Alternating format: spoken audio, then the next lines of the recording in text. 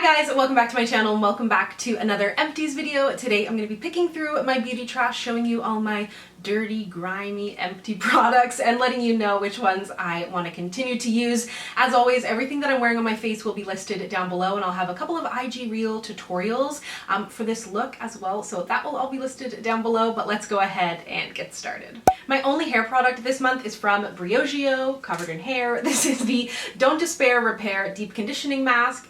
You're not a curly-haired person, honestly, if you don't just have a plethora of hair on everything you own. This is the deep conditioning mask, no harsh sulfates, silicones, and parabens. I really love this. This is the cult favorite product from Briogeo. I think this is what they're known for. I really love it. I use it in the shower after I shampoo, leave it in my hair for as long as possible. Love it to detangle. It's the kind of thing I try to keep up with once a week, and I just really, really love it. I really love this line from Briogeo.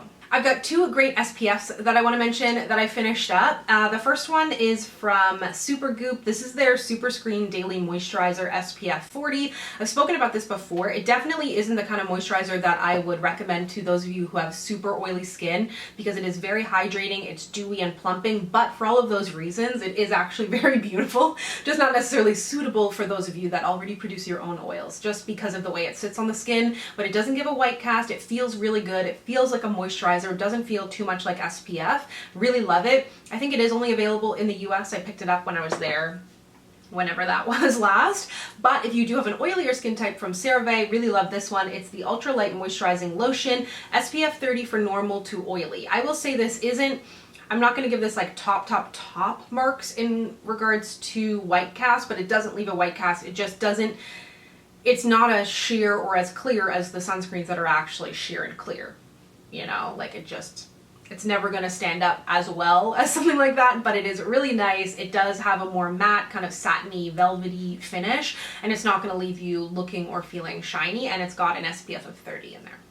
Two facial oils that I want to chat about. Really loved both of these from Pi. You can see this bottle has seen better days, but I really loved it. This is the Rose Hip Bio Regenerate Oil. I swear my friend Shell used this. She's much fairer than I am. If I'm not mistaken, this may have turned her slightly orange. So just heads up on that one. Didn't do it for me, added a beautiful glow if you have a deeper skin tone. Maybe something you want to use during the night, but this is something that everybody can use no matter their skin type. I can't totally speak to skin tone, but I really love this. Hydrating, brightening, soothing on the skin. Really, really beautiful. And then from Kiehl's, this is the Cannabis Sativa Seed Oil Herbal Concentrate. This is for blemish-prone skin. I really love this. The only kind of thing I had with this was it's so strongly scented. I liked what it did for my skin. My skin seems to really love like sativa seed oil for acne and for breakouts.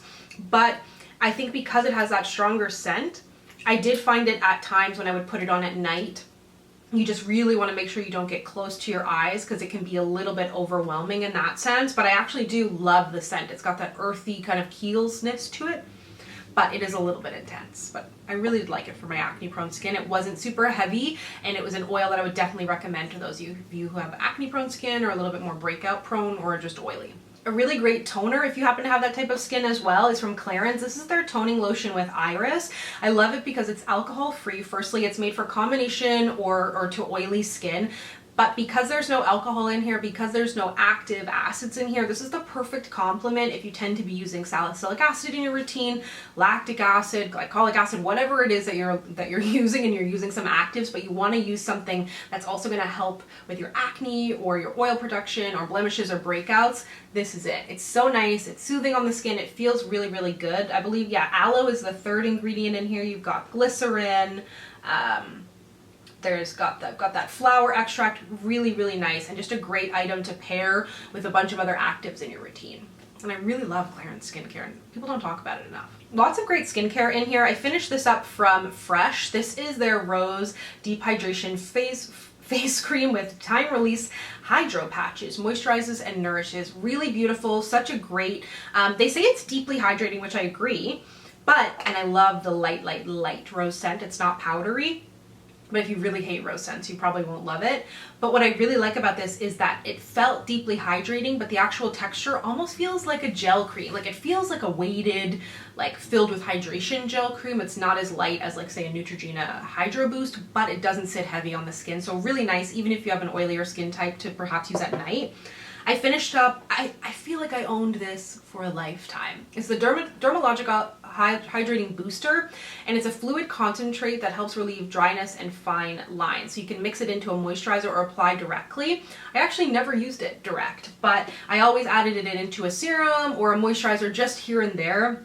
And it lasted me a long time, even though it's a tiny bottle. So if you have a drier skin type, you're looking to like add a little bit of moisture, this is actually really, really lightweight. It's not oily, like it feels like water. It doesn't fully change the texture of your product. So even if you have an oilier skin type and you might have dry patches, or you're just looking to add some hydration because you can be dehydrated and oily, this is a really nice, easy booster option.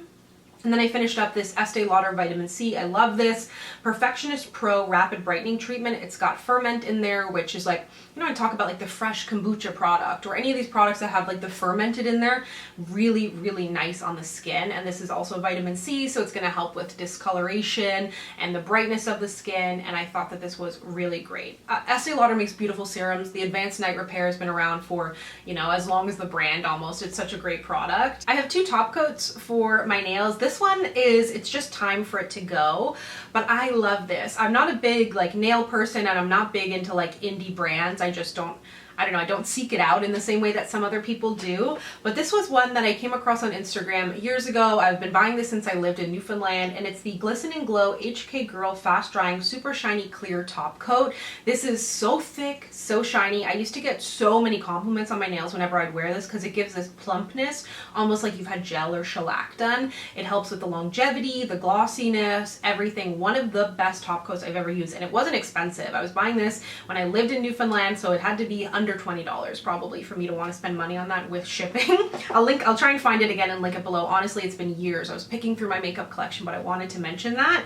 But the top coat that is a little bit more readily available that I really, really love, and I wouldn't say it's exactly the same as the Glisten and Glow. This still helps with longevity and plumpness, but it's a little bit different, I would say. But it's the SE Gel Couture, and you can use this on any nail polish. You don't need to use it with the Gel Couture formula. I think that was something kind of confusing when that line first came out, is people thought it had to be only used together, and of course it's good used together, and it really is a beautiful formula of nail polish. But the top coat is great on anything. It doesn't need to be cured or anything. It's just a regular nail polish top coat, but I find nothing lasts on my nails, and these both do a great job. Then I finished up the NYX Radiant Finish Long Lasting Setting Spray. This is actually kind of, and I didn't realize this at the time, I guess they kind of indicate it because they've got this bar along it that looks glittery, but if you can see on this, I don't know if you'll be able to tell, but there is darkness to it. It's like kind of this bronzy color that has like a little bit of shimmer in it. I don't know if you can see. I just got it on the inside of my arm. There it is. Good swatch for you. Very professional.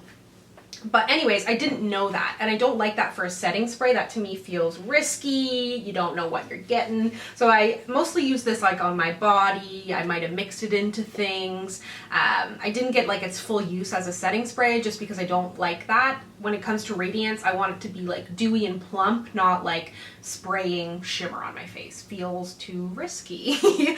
And then again, this is not empty, but it's time for it to go because I went to use it the other day and it's definitely gone bad. It's the Too Faced Hangover Replenishing Face Primer. I really liked this at the time. It's silicone free, it's hydrating, it's the kind of primer, and the reason I went to use it the other day was because I did my skincare, and then probably an hour and a half or 2 hours later I went to film, so I wanted to add some hydration back onto my skin, and this is a really nice light hydrator. It's more of like a light hydrating makeup prep over like a primer that's going to fill pores and things for me. But yeah, it definitely is, it's done.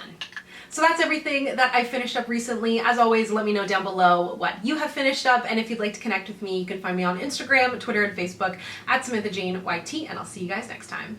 Bye!